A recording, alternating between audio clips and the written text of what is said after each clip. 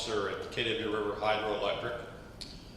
We are a third-year startup company, and we have a breakthrough technology that's going to make a significant impact in the energy industry. For the first time ever, we're able to extract significant amounts of power from low-level dams and also at the same time make the dam safer. There are 70,000 low-level dams in the United States.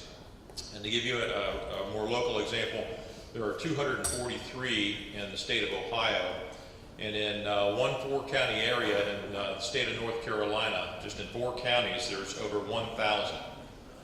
These low-level dams were built probably in the first half of the 19th century, mainly for flood control and to ensure an adequate water supply for local cities. One thing about them is they are inherently dangerous. They're basically a concrete wall running across the river. The water flows over and creates a backflow. What our device does is, quite simply, we place our device up against the dam, and with no structural modification to the dam whatsoever, we're able to catch the water falling over the dam and spin a turbine. At the same time, it makes the dam safer because the energy we're extracting from the water is the exact energy that was causing what's called the hydraulic boil that makes it unsafe.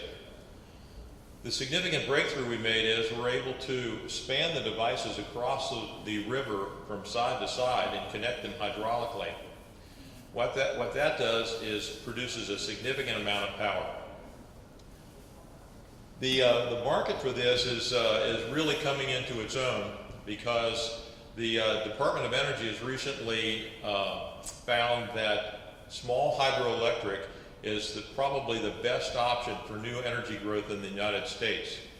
Nuclear and coal have obviously fallen out of favor, and actually gas, wind and solar, and large hydro each have their own limitations. We believe our device is going to have worldwide impact because there are just as many low-level dams worldwide as there are in the United States. Each dam can produce about 5 megawatts of power, which is enough to power about 5,000 U.S. homes. And as you might also have imagined, there's a huge humanitarian impact that can be addressed as well. Simply by putting our device against a dam in an underdeveloped country, we can supply significant amounts of power, not only electric power, but power to clean the water that's being produced by the dam. So that's our story, and I'd be happy to take any questions. Yeah? What's the cost of something like this? Oh. If you have an existing dam that's got the gates that come down so they control levels of lakes and so on. I mean, so it's only, the width of this room. I mean, how many turbines you need and how much would that something like that cost? Right. Across the United States, as I said, there's 70,000 dams, and what we're looking for as a business is sort of the best opportunities, which is about 3%, which is still 2,000 opportunities. So our first device we're targeting is in Hamilton, Ohio, Great Miami River, immediately adjacent to the Miami University Hamilton campus, if you know where that is. And it's 450 feet wide there. So our device is 30 feet in length, so it'll take about 15 of them to span the river there. And at that point, given river flows and so forth, we'll be able to produce about 7.5 megawatts fully built out. The cost of that is about $12 million, but the revenue coming in as we sell that power to the local utility, which they're compelled to buy, is about $1.5 million a year. So in about 8 years, it's paid off, and our devices are going to be built to last about 30 years. Even municipal power companies has to buy it? Yes. Yes, it's called PURPA laws, Public Utility something or other, and they were developed in the late 90s. But yeah, every local utility is compelled to buy the power.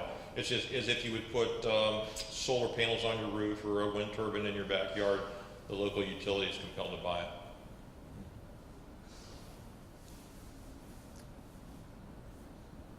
Yeah. What's the possibility for like fish? Fish meal in the as you can see, the device is next to the dam there.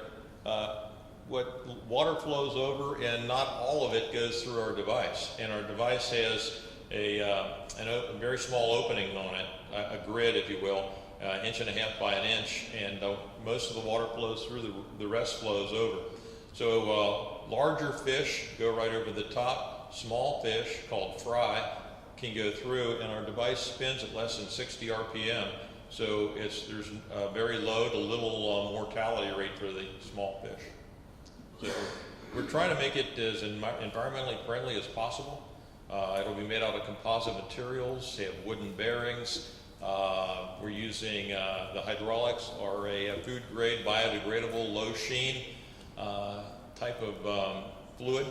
So it should have little to no environmental impact at all, and that's our goal.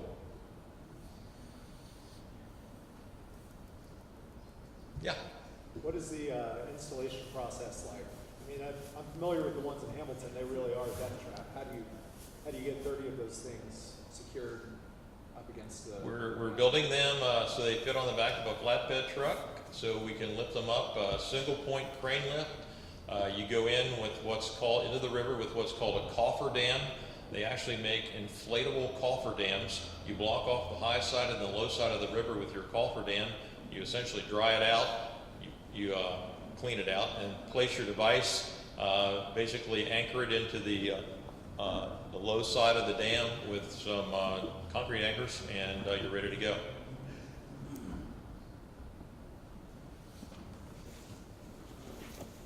All right, thank you.